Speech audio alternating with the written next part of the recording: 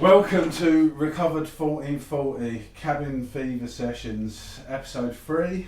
The aim of the podcast is to reach out to those struggling with addiction and to let them know that there's a new way of life. Me and my friends are all part of a 12-step fellowship, but that fellowship wants to remain anonymous at the level of press and media. They're not allied with any sect, denomination, religion, politics or any of that shit.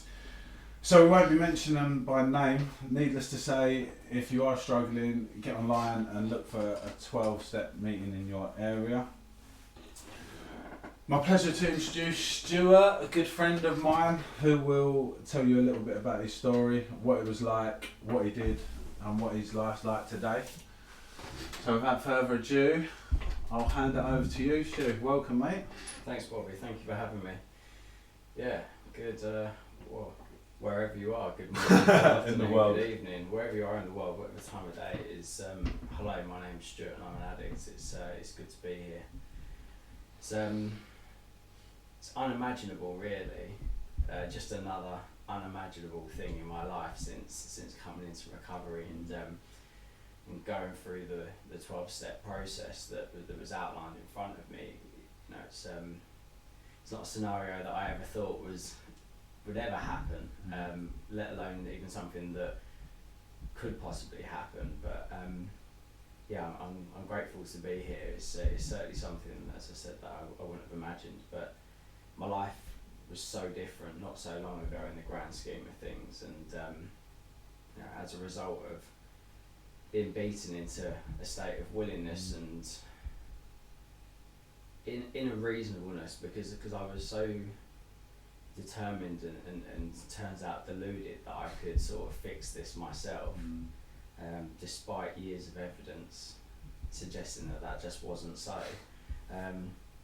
Yeah, that I could do it myself, but I was beaten into this state of reasonableness and just this sort of small gap in the door where I could just reach through and just wave like a white flag and just be like, help, like, you know, the lights and the whistles, like I'm dying here and I need help, and everything that I've tried to do, you know, all of my little schemes and ideas and everything is just not working anymore, and you know, if I don't get help, like, I do think that, well, I now know, but at that point in time I knew that if I carried on the way I was going to die. And you know, waking up, if I had been to sleep, knowing that I was going to drink and use that day, rather than the faint hope that I wasn't, you know, that became my norm. The thought that death would be the only escape from active addiction was absolutely there. I'd like to think that I'm relatively intelligent. I'm not going to be a member of Mensa, but at the same time, no, I had something about me. I was relatively successful in my life in terms of like being able to get jobs and for a long period of time hold down jobs and handle myself in certain like in social situations and all those sorts of things. But this just happened to be, and I was even like googling like suicide methods, like the industry that I work in. I know how tech works, and I know that tech is not going to tell me on a Google search engine like how to kill myself. But I just that's where it took me, you know, in terms of in my mind. And you know, I never could have imagined that it was gonna take me there. And it was, you know, what I now know about addiction is it's a progressive illness, and sometimes quickly and sometimes slowly. You know, it was always sort of bubbling away under the surface in the background for a long time. But my external circumstances, whether it was possessions or prestige or anything like that, or you know, would tell me that the way that I drank or used wasn't an issue. Well, we go on holidays, or I'm not homeless and I've got a home, or I rented a flat and I have a partner. I'm able to buy like nice things and all that sort of thing, so it can't be that bad. But reality was that the first time I drank alcohol when I was 13 years old. Was well, it wasn't the first time I drank, but it was the first time I drank without parental supervision. And I drank alcoholically, I straight out the gate, as much as possible, as quick as possible, which when you're 13, God knows, like, you know, I wasn't a big child, I was a small kid, just straight through the series of a spree, blackout, waking up in hospital, and the first thought wasn't, God, that was scary, let's not do that again. It was like, oh, what if I found myself in here? But then after that, like, piecing together the excitement, the confidence that it gave me, that brief period before I went into blackout, I was like, I like that. And simple fact is that someone like me drinks or takes drugs because I like the effect that it produces. And I used to think that it was just the physical effect of it, but the reality is that it's so much more than that. It's majority of it is between my ears. And when I sort of talk about like my early years and that internal state, I think it's quite it's been quite easy for me to sort of almost paint a narrative, but I think the reality is that it wasn't as consistent as I imagined it to be. But I was quite a frightened child, quite restless, very much in my own head at times. How much, I can't tell you, but it was almost like as if the world was a game and everyone was out there on the pitch playing, I was in the stands watching a lot of the time. And sometimes I would find myself on that pitch and I'm in life and I'm doing life and I'm in the moment and I'm enjoying it, and then my subconscious would be like, what do you think you're doing? Back on the stand, you know, back to overthinking, back to thinking that they're laughing at you, or they're judging you, or that you're less than, and looking for the differences and why have they got that and I haven't, and when I have got the things, the new shininess of it wears off quickly, and then I'm looking for the next thing that's going to change the way I feel, the next obsession and all those sorts of things. And I was raised in like a loving household, you know, I'm an only child, my parents loved me, they were present, they you know, I didn't go without. So then when alcohol came along and it just sort of just lit me up, but it wasn't that, as I said, I drank alcoholically that first time. Little did I know what it meant to drink alcoholically at that point in time. And then through my teenage years, it was just teenage stuff. Maybe some kids were like me, maybe some kids weren't. You know, I didn't enjoy the taste of alcohol to begin with. I'd make bizarre choices in terms of what I would drink at times. But yeah, there was that curiosity was lit, and it as I said earlier, it did for me what I couldn't do for myself. It took me out of myself. You know, I was on the pitch. There was no one that was then going back in the stands. I was in it and I was living it, and whether it was like just, like, as I said, like things like talking to girls or you know, all of those sorts of things. It just gave me what I felt I needed to be the person that I thought that I wanted to be, or that I thought that the world needed me to be, because I could see other people doing life and doing life and not being held back. Like, I was like quite popular, I was relatively intelligent, all those sorts of things, but nothing was ever enough for me. So when it came to sort of alcohol and later on drugs, like that was like thing, like that was like, you know, really sort of, as I said, it did for me what I couldn't do for myself. And there were consequences early on, but they weren't really very big consequences in the grand scheme of things, like getting told off and those sorts of things. And different drugs came on the scene at different times, and I remember like being anti-smoking. I'm not gonna smoke. Come like 15 or 16, I'm like with the kids, like smoking, not even enjoying it, but just doing it. And then weed came in, and I was a terrible weed smoker, so bad. I couldn't roll. I would knock about with these kids, nights, and I would sit in this bedroom and this bong would be going round, and I've already taken a hit of it and I'm not enjoying it, and I'm watching it get closer to me thinking, just say no this time, just pass it on. But it comes around and it sits in front of me and I light it up, and I'm, I have to do it, and then I'm, the physical effects, it just didn't agree with me, and really the only reason I'd imagine that I really stopped that at that point in time the way I did was because of the fact that my parents had found like my drug paraphernalia and I got such a rollicking, and it just was not worth it at that point in time. And but yeah, one of my closest friends is like me, so our behaviours normalise each other's in our minds in terms of the way that we would behave, and the effect that alcohol had on us. But other drugs came in, like party drugs, in like my late teens or early 20s, and they were little in terms of, they weren't little, they were infrequent in terms of like how regularly I used them, and also the quantities at that point in time. But I would take them with reckless abandon. I wouldn't concern myself with where they came from, how much should I take, what could potentially happen to me, and thank God that I'm sort of here to tell the tale, so to speak, afterwards, because there was just no off switch for me, and I didn't know why. I just thought, I don't know, maybe at the time it was, maybe if there was a thought, it was I want to seem like I'm good at this, like take as much as possible, like wear it as like a badge of honour. But like in my early 20s, I had a couple of like unsuccessful relationships that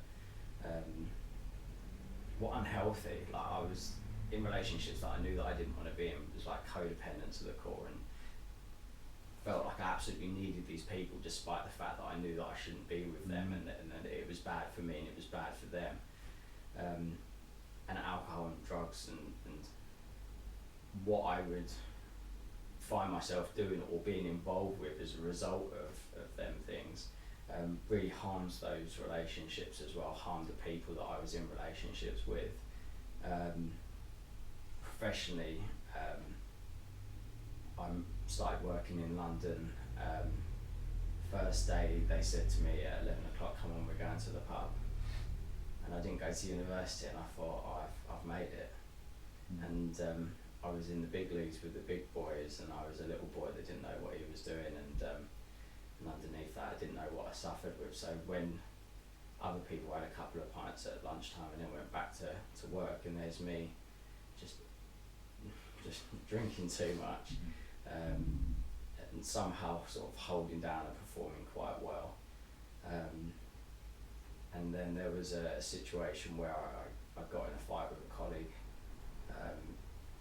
on an evening after being out in London, and that like seriously harmed my job prospects, and then I had to move, and it wasn't because of the actions that I'd done in my mind, it was because of if that guy hadn't have done that, then that wouldn't have happened, and I would have got this, and all of that sort of thing. And over the course of like my 20s, I sort of progressed professionally and earned more money and moved to different places, and nothing was ever really enough, and it was always when I get this or when I get that, then I'm good, then it's going to be great, and it's going to be what I need, or I'm going to, I don't know, maybe I just felt like I would be enough when I got X, and I would achieve X, and it would never be enough. And the whole time, like my drinking was ramping up, or at least the consequences of it were. And then I find myself in my late 20s, and I'm working in the West End, and got this amazing girl in my life that we're in love, and we move in together. I'm earning more money than I've ever earned before. But I've got this cocaine addiction, and I do awful things when I drink and use, and I just like, how have I got here, and why am I doing all these things, and constant lies on a daily basis in terms of to myself, to people around me, and I'm convinced that I can stop it, and almost at a time where I want to be doing this. This is what I want to do. And then it becomes a daily thing. And I've tried different methods to control. So whether it was I'll only buy one, or I'll buy a couple, but then I'll hide one in a particular area of the house, because then I'm not going to be able to go in and get that. And I find myself like sneaking in there like a cat burglar in the middle of the night and all those sorts of things. And you know, I've got all these things around me that suggest from the outside in that I should be happy, but on the inside I'm absolutely dying. I remember I went into a famous shop, and I wanted to buy this particular coat. It was a famous coat, and I'd obsessed about it for too many years. And I remember putting this coat on and looking in the mirror, and I looked at myself and I thought, in my head, I went, you look the bollocks. And then I turned to the other angle and looked at myself in the mirror. I went, you look like a dick. And I still bought the coat. And the next day I walk into the station and my head's going, you look really cool. And then like I'd look across and there'd be someone else just in their own world, just going to work, and I'm just thinking they think you look like a dick. Like my head, there's like internal like warfare going on, like, and so this is why, as I said, like this sort of gear is going on inside me. It's why drugs and alcohol are just doing for me what I can't do for myself. It just quiets it down, and gets to the jumping off point. Well, I can't do this anymore. It's been years, and the relationships with family are non-existent. They're strange when they are there. Like my long-suffering partner, like tormented that woman, and I couldn't handle it. I was full of guilt. I was full of shame. I was full of remorse, and I would pledge to myself that I wouldn't do it again. I pledged to her that I wouldn't do it again, and I would, because I didn't know what I suffered with. I didn't know that I was unwell.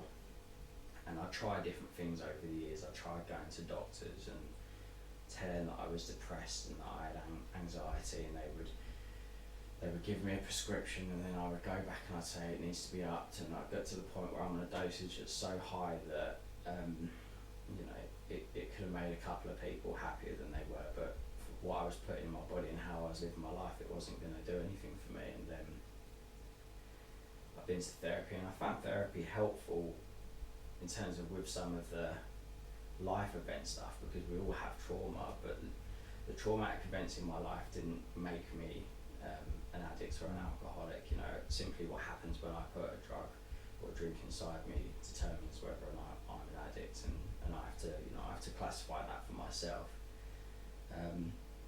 And my latest attempt before finally waving that flag was that I went to this therapist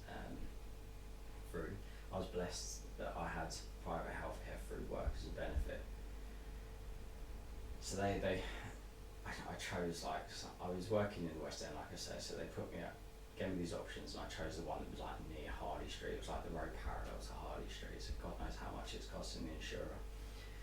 So I start talking to them and telling them about my trauma and all the rest of it, and then they find out that I take drugs and drink too much, so then they put me in front of their drugs and alcohol specialist, and then I start meeting with her, and she tells me her credentials and the different places she's worked in drug and alcohol services and those sorts of things, and she was doing her best with, you know, the knowledge that she had.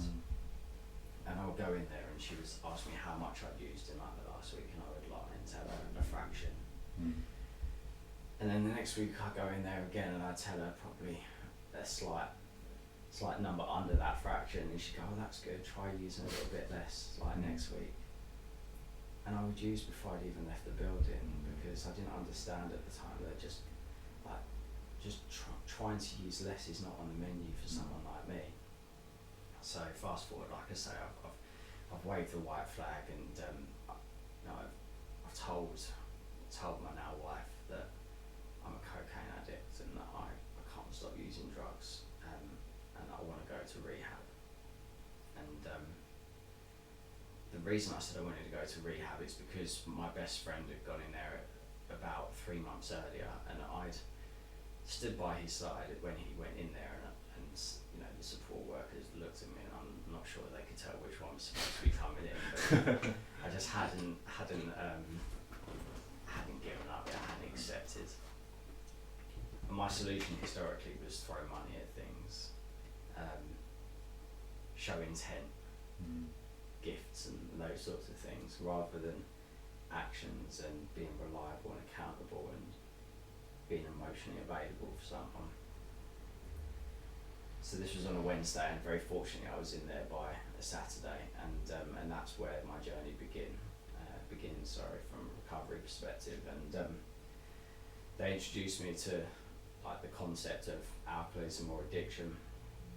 You know, the fact that I have this spiritual malady that, you know, I sort of spoke about in terms of like that almost internal warfare about not feeling good enough, feeling less than, and all the rest of it. And then why a drink or drug is so appealing to me. But then also that I suffer with an obsession of the mind and an allergy of the body, and the allergy of the body is simply that at some point in my drinking and using career, I crossed over this sort of invisible line where I had, if I had sufficient reason, the ability to stop on my own accord. And the reality is that the consequences were nowhere near severe enough for me to have stopped at that point in time. And that when I put a drink or a drug inside me, it sets off this chemical reaction, this craving for more, and that there's no amount of more that is going to satisfy that, and no amount will tell my brain to turn that off. So I'm off and running.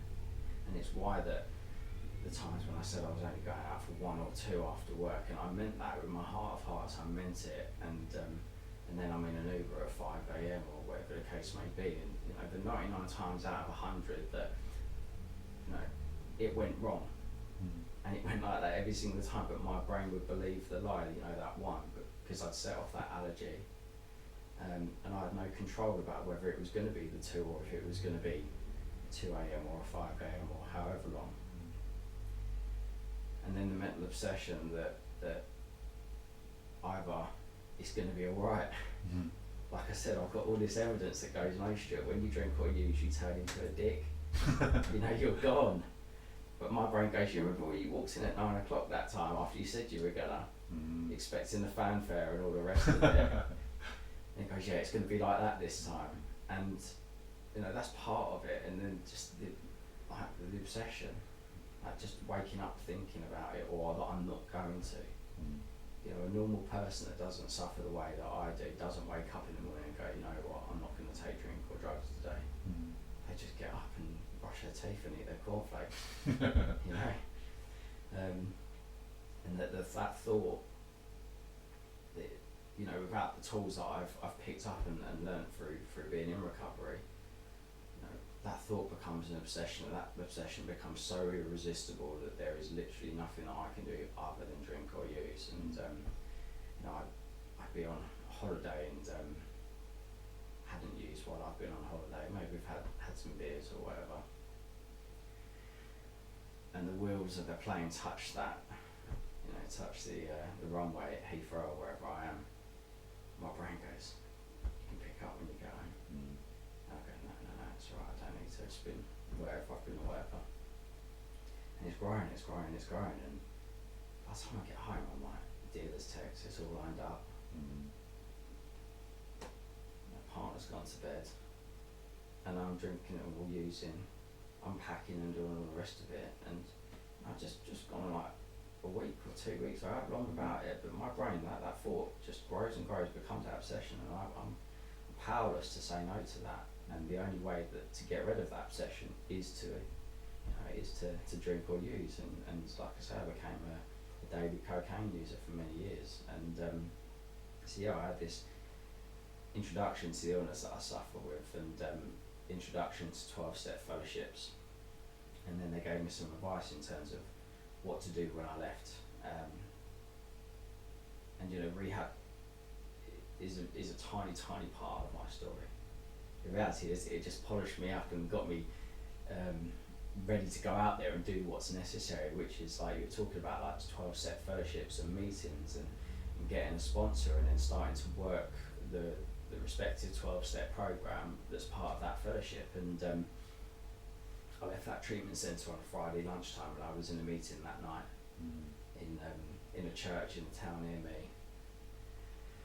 And I pulled up and I looked at everyone outside and they were happy and they didn't look like me. I was instantly looking for the differences, and I wasn't a geezer, and there was quite a few geezers out there, and it was like boisterous and there was an energy and they were alive, and I was judging these people, and I went in there full of fear.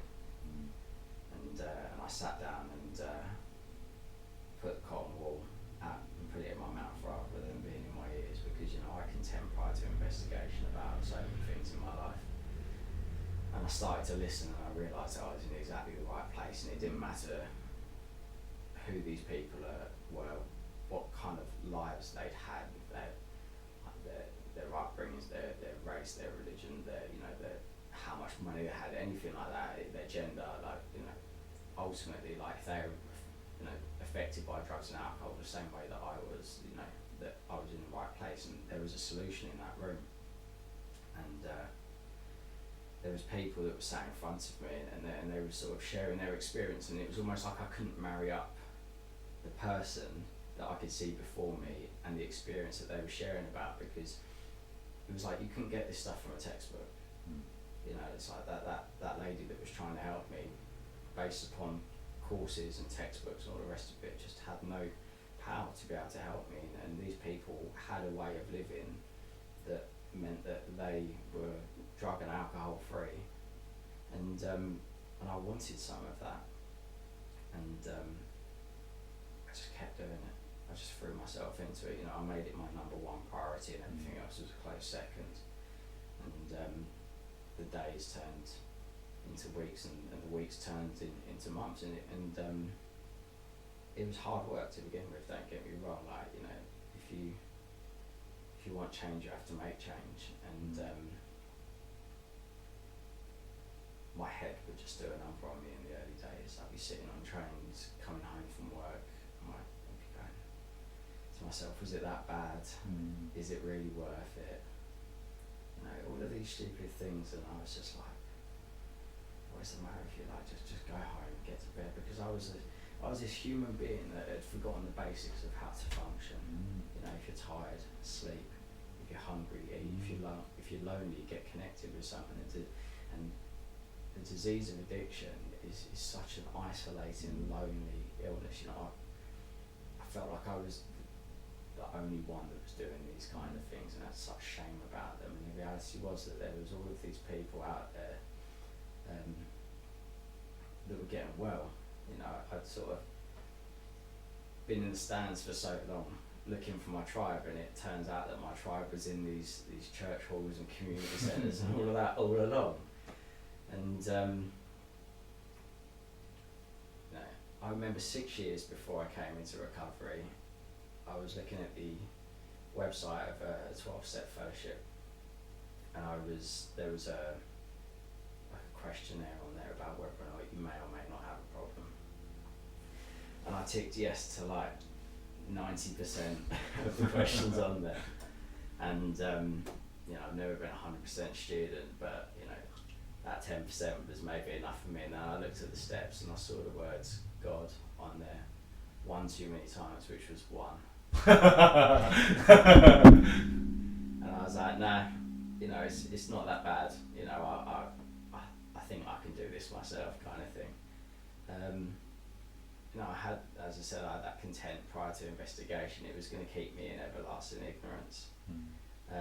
But as I said earlier, I was beaten into this state of reasonableness where I was willing, I was open-minded, that I needed to do something different if I was going to get well. And my addiction had been so secretive, and now it was out in the open amongst certain people that were close to me, and it was get well and live a life, or don't, lose everything and quite probably die. But if you present someone with those two choices, it's like, go to a 12-step fellowship, do what someone that's got well has suggested to you, believe in a concept of a higher power, and work a spiritual based program, or go back to your old way of living and probably die. but you know, there's words on there that I don't agree with, you know. But you know, I was raised in an agnostic household. It was neither celebrated nor was it discouraged, but it was just such an alien concept to me. But early days, there was an energy in that room and people had what I wanted in there. So I stuck around, and whilst I was uncomfortable with the concept of a higher power or God, I believed that other people believed. You know, people were talking with depth and weight, and they were armed with the facts about themselves and about the illness that they suffered with. So I just went to as many meetings as possible and made it my number one priority. And I asked a man who had what I wanted to help me, and it wasn't about Rolexes and Range Rovers and all that sort of thing. It was the freedom that he had and the way that he conducted himself, and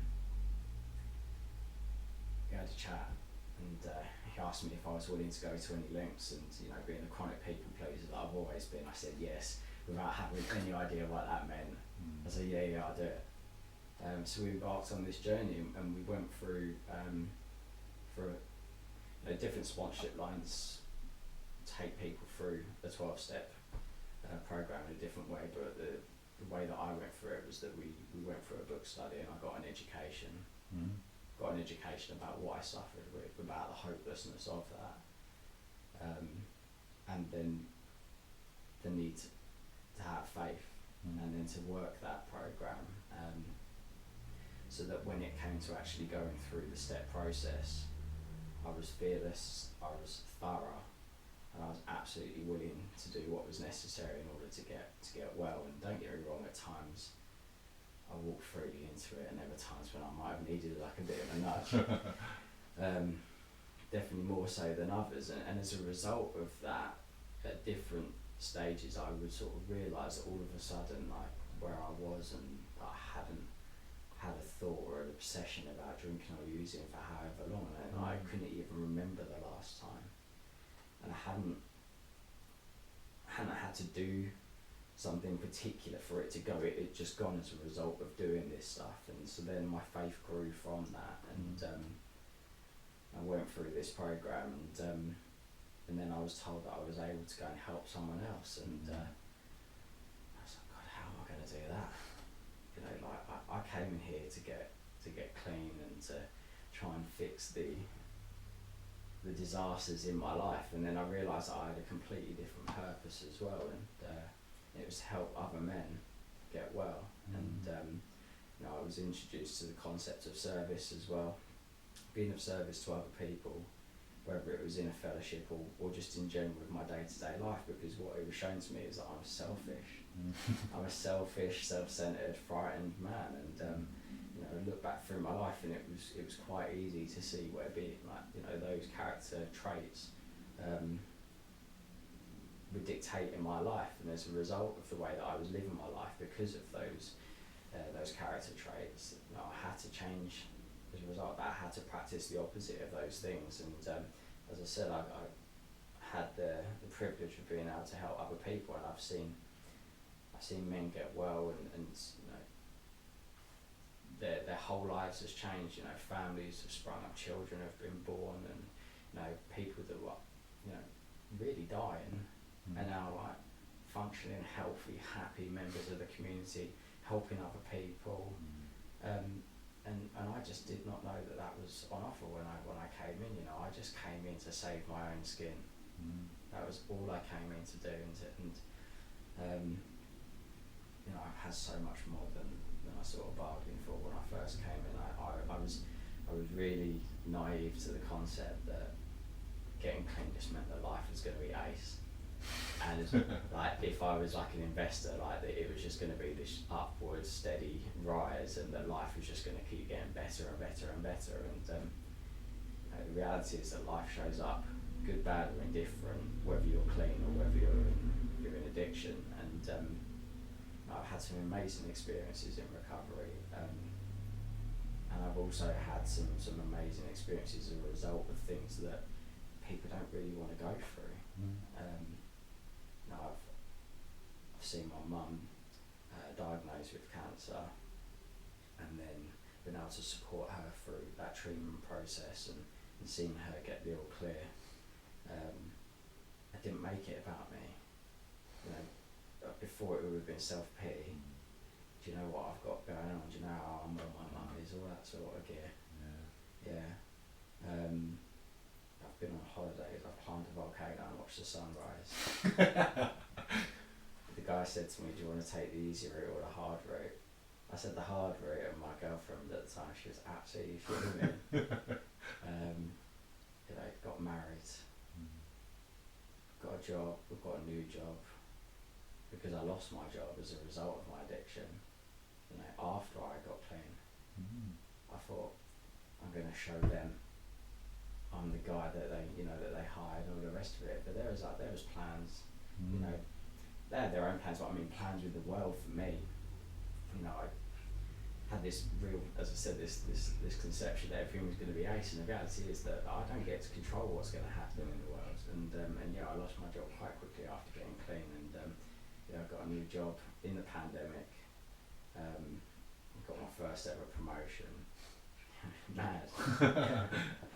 And just able just to do life on life terms. Like I said, like got married and had like one that I loved and care about there. No need to drink or use. You know, I've been to weddings of other people, danced, and I can't dance. Well, we can all dance, but I'm a bad dancer, and I had a good time. You know, I needed to drink to dance before. Yes, as I said, like just life is a blessing today. It's not always easy, but you know, as a result of working the tools that I've been given through being in a 12-step fellowship, I'm able to handle life on life terms, and I show up each day and I do my best, and I try and help other people, and you know, as a result of working this stuff, I've recovered. I've recovered from that seemingly hopeless state of mind and body. I don't obsess over drinking or using anymore. I'll never be cured. I'll never be cured. And I have to maintain the willingness and the discipline to continue to do this stuff, because the reality is that this stuff kills people. And I've seen it kill people that have got clean and got sober. And that's the sad reality of this illness, and there will be people that succumb to this illness that will never will never walk into a 12-step fellowship meeting. You know, there'll be empty chairs in meetings all over the country and all over the world today, where an addict or an alcoholic could be sat in one of them and starting their journey. And I'm so grateful that I had the opportunity to find myself in that seat and then to do what was necessary to stay there, and I had no intention of giving up that seat. Yeah, I feel very blessed, and I think I'll leave it there. Thank you. That's absolutely beautiful. Thank you, Stu. Thank you for your friendship as well. I didn't know that this life was on offer. You know, I just a lost little boy, you know, until I went through this process. But you explained it beautifully, and you've always been a guiding light for me in recovery, and someone I can talk to and relate to. And going back through the steps, is there any particular step that's like on the podcast? I'm not going to discuss each step because it's for each individual to enjoy that journey for themselves, but any particular step that jumped out for you, or particular favourite, or?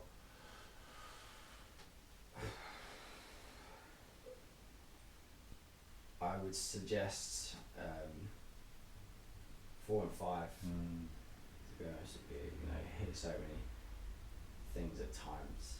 People going, "Oh, I've been doing it for a month," or "I don't want to do it," and all those sorts of things. And the reality is that that's my opportunity to get out what's inside, and to share it with someone else and completely take the power out of it. And I'm very fortunate because I started going through this process with a man when I first came in, and the reality is that I didn't have the capacity to be fully honest with that man.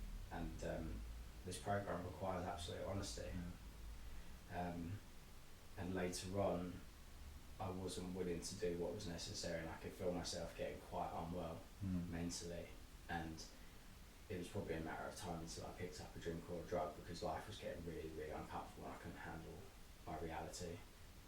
And thank God that I chose to do that and ask someone to help me, and by that point I was really ready, and I went through it fearlessly and thoroughly, and I did what was necessary, and shared this stuff that's been hanging around my neck like a noose for so long, and the reality was that it just won't bubble at all. No. You know, it was my gear. I think my sponsor was reading a crossword and I was telling him my shit, because it's my shit, isn't it? It's not his stuff, you know. It's for him to create a space for me to free myself, you know, and how beautiful an experience. What's your views on unity, fellowship? I mean, I love it. I love being a part of a fellowship, and as I said earlier, like, addiction's a lonely illness. You know, for me, it didn't start off lonely. It was sociable and, you know, parties or pubs or whatever, but, you know, by the end it was just me. And then to realise that there's this fellowship of people that, you know, not all of us are going to be fucked on the same day. You know, like, if you're like, if you're struggling, like phone numbers, like, just, you know, just to be able to pick up the phone and just talk to someone, because, like, I mean, some of my pals are outside of the fellowship are a lot better now, a lot more conscious about mental health and everything else, where, you know, and maybe because of, like, people like myself being an addict, it's made people that are aware of it more open to those conversations. But you generally don't feel like you can ring up, like, your friends from down, like, that you used to drink with or whatever, and go, you know what, I'm really struggling at the moment. But that's not the case in the fellowship. You know, like, as I said, like, I came into this place that was full of energy, and they absolutely had what I wanted, and very quickly, like, people were looking out for me, and I was getting texts from people in the morning, because people would come up and giving me a hug and, you know, what's your name, let me get your number, and all the rest of it. And while it was a completely alien concept to me, then these texts started coming in, like, I hope you have a good day, and, you know, if you're struggling, reach out, and all of those sorts of things. And it was absolutely vital, and it still is absolutely vital for me, and now I get to sort of try and do that for others as well. I mean, you don't have to be, you know, all the way through the steps to be of service to other people, to be able to be there for people. And, like, we would go out for dinners after meetings and just learn to live like a normal life without drinking drugs. And quite often we'd be in restaurants and we'd be the happiest, loudest table in the restaurant. Amen. Yeah, just like, and why wouldn't we be? You know, like, absolutely free from that. What is a certain death sentence, the way that I drank and used, you know. Yeah, I absolutely love unity and fellowship. You know, it's so important for anyone, whether you're a newcomer or if you're an old timer, to be wrapped around that, because we can't do this alone. No. But we can do it together. Beautiful, man. What advice would you give to anyone who might be sat at home, stumbled across this, thinking about dipping their toe into recovery? What would you say? Try it. You know, the pubs, the drug dealers, the off licenses, they're all going to be there. They're going to be there in a year's time, however long. You know, come in. You know, if you can identify with even a little bit of what I've said, whether it's in terms of, like, some of the things that maybe I've done, or how I felt, or how you felt, or anyone else on this podcast, if you can identify with that at all, then find just, you know, go to a meeting, maybe go to more than one, try different ones, you know, find your tribe, you know, because if drugs and alcohol, or drugs or alcohol, should I say, are impacting your life to the point where you're listening to a podcast about addiction, you know, then see what's on offer. As I said, like, the dealers and everything else, they'll be there.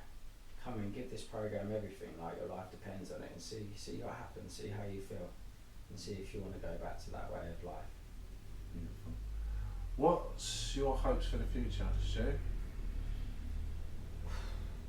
Because I asked this question, and the majority of people that I know are happy now. Yeah. You know, we're happy now, Mm. and anything else seems like a bonus, really. Yeah. But how do you see the future? I mean, you know, like when I was drinking and using, the definition of insanity is to do the same thing over and expect a different result. So I know if I do today what I did yesterday, I'll remain sober. Yeah. So there is a life on offer for me. So what do you see the future as for you? To continue doing this stuff, first of all, Mm. you know, because it's consistency is ultimately what's vital for me. Amen. But you know, the work that I put in last week does not do anything for me going forward. It's about me showing up day in, day out, and that's always going to need to be there. And I hope that remains the key part of my life. But ultimately, I want to live. You know, because I spent so long existing. Yeah. I just want to live. You know, I hope that I'll have a family of my own. And just to keep, like, you know, just learning more about myself and being the man that I was supposed to be rather than the man that I've become. Wow, that's absolutely beautiful. I think that's a really poignant note to leave it on. I want to thank you, Stu, for coming down and sharing your knowledge around this stuff, and for being a big part of my life. We talk every day, and yeah, like Stu says, you know, I can't do this on my own, but we can do it together.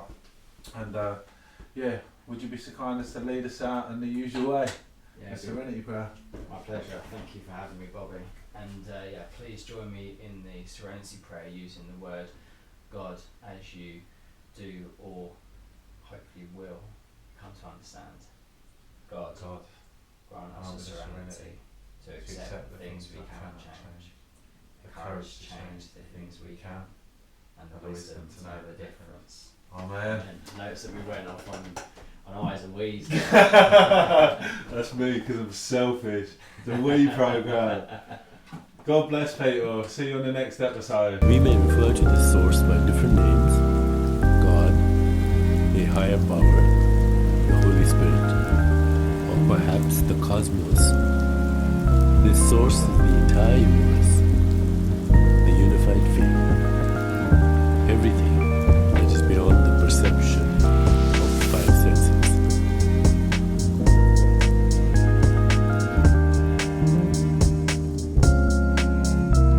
Just received in our news, and further details of this continuing story. Just received in our and further details of this continuing story.